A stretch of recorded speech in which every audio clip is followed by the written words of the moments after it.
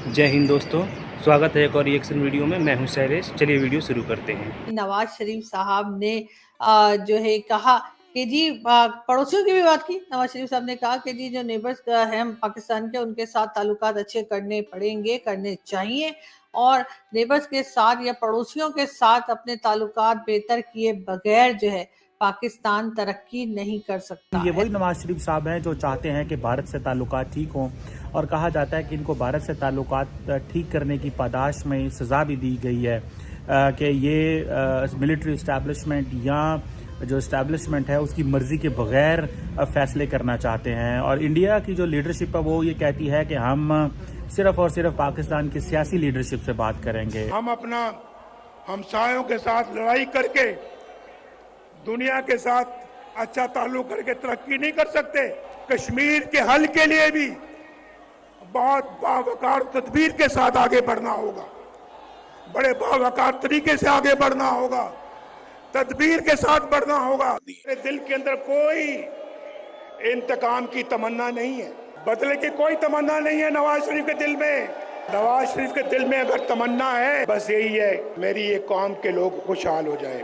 दोस्तों, पाकिस्तान के पूर्व प्रधानमंत्री नवाज शरीफ 4 साल बाद लंदन से वापस लौटे हैं और उन्होंने एक रैली की है।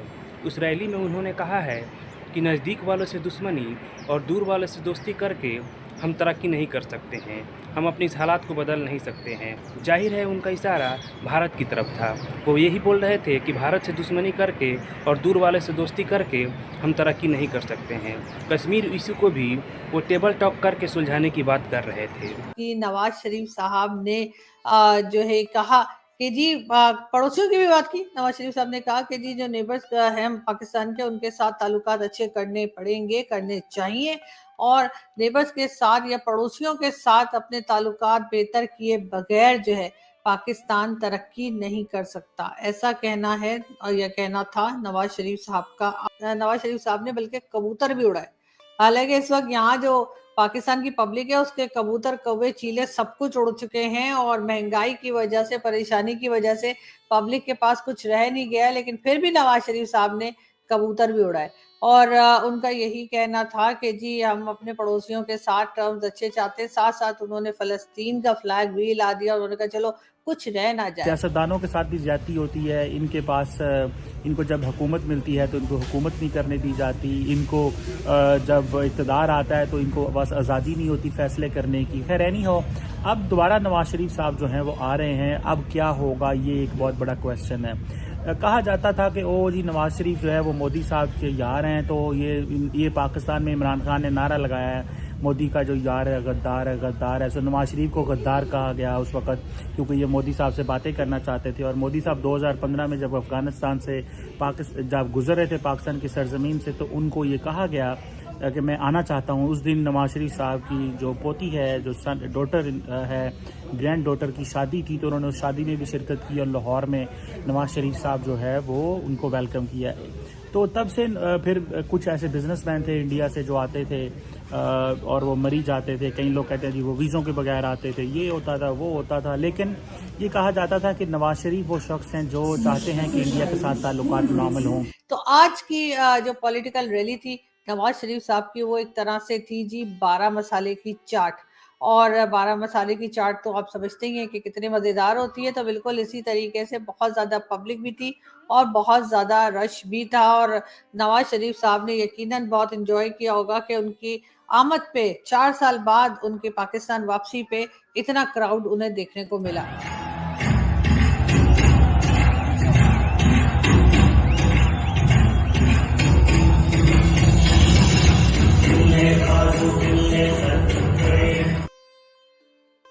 और ये थी मरियम नवाज, जो कि आपने देखा कि फ़लस्तीन का फ्लैग हिला रही थी, और मेरा ख्याल है ये लहरा रही थी। तो उनको चाहिए कि जी एक इजराइल का भी फ्लैग ले लेती हैं और ज़रा इजराइल को भी सपोर्ट दे देती, इसलिए कि जो कुछ हुआ है इस बार, जो कुछ हुआ है वो बहरहाल हमास ने शुरू किया है, और उसका जो नुकसान है वो जी भुगता है ना सिर्फ फ़लस्तीन के लोगों ने, बल्कि इजराइल के लोगों ने भी भुगता है। तो मेरे ख्याल है थोड़ा सपोर्ट अगर उनको भी दे देती तो थोड़ी इज्जत रह जाती। उन्होंने जी कबूतर भी, जैसा मैंने आपको बताया, ये देखिए उन्होंने कबूतर भी उड़ाया उनके ऊपर। पहले तो शायद कबूतर आके बैठ गए उनकी उनकी उस टेबल के ऊपर या डाइस के ऊपर जहां वो बात कर रहे थे, और उसके बाद जी नवाज शरीफ साहब ने देखिए कबूतर उठाया है और अब वो कबूतर को यकीनन उड़ा देंगे। लेकिन बात सारी ये है कि अगर हम पाकिस्तान की बात करें तो जो पाकिस्तान के लोग हैं उनके जी कबूतर, चिड़िया, कौवे, जैसे मैंने कहा, सभी उड़ चुके हैं। लेकिन नवाज शरीफ साहब को भी अभी फिर कबूतर उड़ाने थे। साथ साथ उन्होंने ये भी कहा है कि जितनी भी नेबरिंग कंट्रीज है, जाहिर है उनका इशारा भारत की तरफ था, भारत की तरफ उनका इशारा था, और उनका कहना ये था कि पाकिस्तान अपने पड़ोसियों के साथ ताल्लुकात अच्छे करके, टर्म्स बेहतर करके ही तरक्की कर सकता है, वरना पाकिस्तान प्रोग्रेस नहीं कर सकता जब तक कि उसके टर्म्स अपने पड़ोसियों के साथ बेहतर ना हो।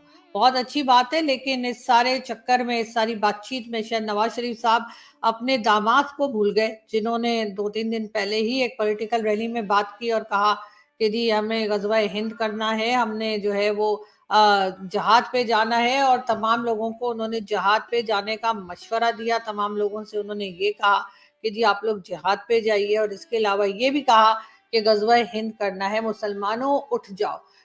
क्यों नेबर से आपको संबंध अच्छे करने? अच्छा ये बताइए आरजू जी, क्यों दुनिया से नहीं करने आपको संबंध अच्छे? नेबरों में क्या खास ऐसा है? हमें नेबर से संबंध अच्छे चाहिए। अच्छा, दुनिया में किससे आपके संबंध अच्छे हैं? किससे आपके संबंध दुनिया में अच्छे हैं? ये तो हो जाए कि भाई, एक तो ये होता कि देखिए ये एनालिसिस यूं ही ना, अच्छा हमें नेबर से संबंध अच्छे करने हैं, इसका मतलब वर्ल्ड वाइड तो हम बहुत अच्छे हैं, दुनिया हमको एकदम गले लगा रही है, दुनिया में हम most loved and most sought after country है। ये नेबर्स हले बड़े बदमाश हैं, तो पहले नेबर्स को ठीक कर लो, फिर उसका दुनिया में तो हमारी जय जयकार हो रही है। ऐसा है क्या सर? पहले नजदीक वाले से बात होगी ना, जो दूर दूर रहते हैं सर उनके पास पहुंच जाएंगे, पहले जो नजदीक है उनसे तो बात करें। और वैसे भी सर मैं हरगिज डिफेंड नहीं कर रही, जो पाकिस्तान ने गलतियां की हैं सो की हैं, वो एक रिकॉर्ड पर है, उससे पीछे नहीं हटा जा सकता। ये और बातें बहुत से लोग उससे इनकार कर देते हैं, बड़ी हिम्मत है मैं कहती हूँ उनकी के खुल्लम खुल्ला इनकार करते हैं, लेकिन मैं उनमें से नहीं हूँ। लेकिन सर फिर भी कहीं तो जाकर कोई इंसान या कोई कंट्री जो है वो सही होने पे भी तो आ सकती है ना, या आप उसको पिछली बातों पे ही ताने मारते रहेंगे? नहीं, मैं ताने मार ही नहीं रहा, मैं कह रहा हूं कि आप सेम चीज को रिपीट कर रही है बिना जिस चीज की सर्जरी है उसको किए हुए, या बिना आपको बिना उस एक्शन को किए जो जरूरी है आपको भारत के साथ संबंध ठीक करने के लिए। और मैं फिर कह रहा हूं, फिर मैं रिपीट करूंगा, आपको भारत के साथ संबंध अच्छे नहीं करने हैं ना अफगानिस्तान के साथ, आपको दुनिया से अच्छे करने हैं।